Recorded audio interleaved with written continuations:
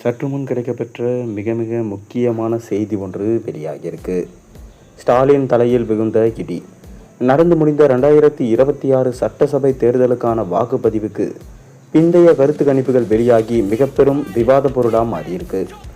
குறிப்பாக பெரும்பாலான இடங்கள்ல மற்றும் பெரும்பாலான நிறுவனங்கள் மீண்டும் திமுக ஆட்சி அமைக்கும் என்று தெரிவிக்கப்பட்டிருக்க நிலையில் பல அரசியல் நிபுணர்கள் மற்றும் அரசியல் பார்வையாளர்களை இதை ஏற்றுக்கொள்ளாமல் கடுமையான விமர்சனங்களை வச்சுட்டு வராங்க.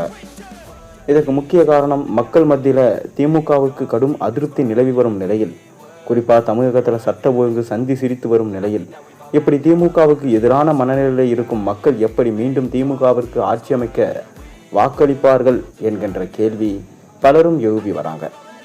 அந்த வகையில் இந்த கருத்து கணிப்பு முழுக்க முழுக்க ஒரு செட்டப் கருத்து கணிப்பு என்பதையும் அரசியல் வல்லுநர்கள் சுட்டிக்காட்டுறாங்க. அந்த வகையில் எக்ஸிட் போல் என்பது முழுக்க முழுக்க திமுக தரப்பில் நடத்தும் நாடகம் என்பதையும் அதிமுக தரப்பில் குற்றச்சாட்டு எழுந்திருக்கு. குறிப்பாக தமிழகம் முழுவதும் சுமார் 70,000 வாக்குச்சாவடி மையங்கள் இருக்கும் நிலையில் ஒவ்வொரு வாக்குச்சாவடிக்கும் ஒரு நிறுவனம் எப்படி தமிழக முழுவதும் சென்று ஆய்வு நடத்தியிருக்க முடியும் என எழுப்பப்படும் கேள்விக்கு இது நிச்சயம் சாத்தியம் இல்லை என்பது பதிலாக இருக்கு. அதாவது குறைந்தது தமிழகம் முழுவதும் உள்ள சுமார் 70,000 வாக்குச்சாவடிகளில் அதில் பாதி 35,000 வாக்குச்சாவடிகளுக்காவது தற்போது எக்ஸிட் போல் சர்வே வெளியிட்டிருக்க நிறுவனம் சென்றிருக்குமா என்றால் அதற்கும் சாத்தியமில்லை. இப்படி ஏதோ ஒரு ஏசி அறையில் அமர்ந்து கொண்டு தங்களுக்கு சாதகமான ஒரு கட்சி மீண்டும் ஆட்சி அமைக்கும் என்கின்ற ஒரு பிம்பத்தை உருவாக்கி மக்களை ஏமாற்றும் ஒரு செயல்தான் இந்த எக்ஸிட் போல் என்கின்ற குற்றச்சாட்டு அரசியல் தளத்தில் இருந்து வருது.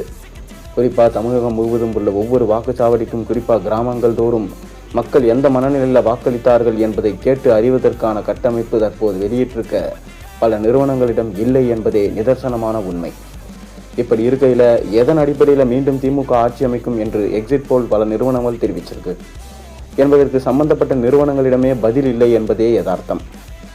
அந்த வகையில் தமிழகம் முழுவதும் எடுக்கப்பட்ட எக்ஸிட் போல் அல்ல, திமுக தரப்பிலிருந்து தயார் செய்யப்பட்டு கொடுக்கப்பட்டது தான் இந்த எக்ஸிட் போல் என்றும், மேலும் திமுக தான் மீண்டும் ஆட்சியை பிடிக்கும் என்று கருத்து கணிப்புகள் வெளியிட்டப்பட்டிருக்க இந்த நிறுவனங்களை பின்னோக்கி பார்த்தா தொடர்ந்து அவர்கள் பாஜகவுக்கு எதிராகவும் திமுகவுக்கு ஆதரவாகவும் செய்தி வெளியிட்டு வந்தாங்க தான் என்பதையும் சுட்டி காட்டுகிறார்கள் அரசியல் பார்வையாளர்கள்.